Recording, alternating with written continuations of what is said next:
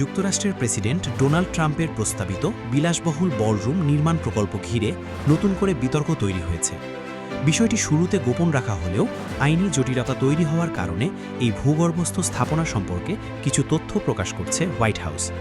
প্রস্তাবিত এই প্রকল্পে হোয়াইট হাউসের প্রায় ৯০,০০০ বর্গফুট জায়গা জুড়ে একটি বিশাল বলরুম নির্মাণের পরিকল্পনা ছিল, যার ব্যয় ধরা হয়েছিল প্রায় ৪০ কোটি মার্কিন ডলার। এটি ট্রাম্প প্রশাসনের অন্যতম অগ্রাধিকার প্রকল্প হিসেবে বিবেচিত হচ্ছিল। এই প্রকল্পের দৃশ্যমান অংশের চেয়ে ভূগর্ভস্থ অংশ বেশি জটিল ও ব্যয়বহুল হতে পারে বলে ধারণা করা হচ্ছে। তৈরির জন্য ইতোমধ্যে নির্মাণ কর্মীরা মাটি খুঁড়ে পুরনো প্রেসিডেন্সিয়াল ইমার্জেন্সি অপারেশনস সেন্টার পিইওসি ভেঙে নতুন বড় ও আধুনিক স্থাপনা নির্মাণের কাজ শুরু করেছেন। দ্বিতীয় বিশ্বযুদ্ধের সময় নির্মিত পিইওসি জরুরি পরিস্থিতিতে প্রেসিডেন্ট ও শীর্ষ কর্মকর্তাদের নিরাপত্তার জন্য ব্যবহার করা হতো। 9/11-এর সময় যুক্তরাষ্ট্রের ৪৬তম ভাইস প্রেসিডেন্ট এবং পরে সাবেক প্রেসিডেন্ট জর্জ ডব্লিউ বুশকেও নিরাপত্তার জন্য রাখা হয়েছিল এই প্রেসিডেন্সিয়াল সেন্টারে। এমনকি ২০২০ সালে আফ্রিকান আমেরিকান নাগরিক জর্জ ফ্লয়েডের হত্যা ঘিরে তৈরি হওয়া আন্দোলনের সময়ও ট্রাম্পকে রাখা হয় এই বাংকারে। সম্প্রতি ট্রাম্প বলেছেন, তার পরিকল্পিত ৯০,০০০ বর্গফুটের বলরুমটি মূলত নিচের সামরিক স্থাপনাকে সুরক্ষা দেওয়ার জন্য কাজ করবে।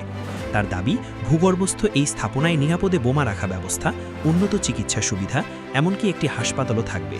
পাশাপাশি থাকবে নিরাপদ যোগাযোগ ব্যবস্থা ও জীবাণু অস্ত্র মোকাবেলার ব্যবস্থা। তবে ট্রাম্পের বলরুম তৈরির কাজ আটকে দিয়েছেন মার্কিন বিচারক জাজ রিচার্ড লিওন। তিনি বলেছেন, কংগ্রেসের অনুমোদন না পেলে প্রেসিডেন্ট ডোনাল্ড ট্রাম্প এ কাজ করতে পারবেন না। যুক্তরাষ্ট্রের ন্যাশনাল ট্রাস্ট ফর হিস্টোরিক প্রিজার্ভেশনের একটি নিষেধাজ্ঞা আবেদন প্রাথমিকভাবে আমলে নিয়ে রিচার্ড লিওন এ আদেশ দেন। তবে বিচারক লিওন বলেছেন, হোয়াইট হাউসের নিরাপত্তা ও সুরক্ষা নিশ্চিত করতে যতটুকু নির্মাণ কাজ চালিয়ে যাওয়া প্রয়োজন তার উপর এই আদেশ কার্যকর হবে না। এদিকে ইউনাইটেড স্টেটস সিক্রেট সার্ভিস জানিয়েছে, নির্মাণ কাজ থেমে গেলে প্রেসিডেন্টের নিরাপত্তা বিঘ্নিত হতে পারে। সংস্থাটির deputy director Matthew Richard queen আদালতে দাখিল করা নথিতে বলেন, প্রকল্পটি অসম্পূর্ণ থাকলে নিরাপত্তা ব্যবস্থায় ঘাটতি তৈরি হবে। হোয়াইট হাউসের কর্মকর্তারা স্বীকার করেছেন, প্রকল্পটির কিছু অংশ টপ সিক্রেট হওয়ায় সব তথ্য প্রকাশ করা সম্ভব নয়। ফলে এই বাংকারের প্রকৃত পরিধি, ব্যয় ও সামরিক সংশ্লিষ্টতা নিয়ে এখনও নানা প্রশ্ন রয়ে গেছে। সূত্র, নিউ ইয়র্ক টাইমস।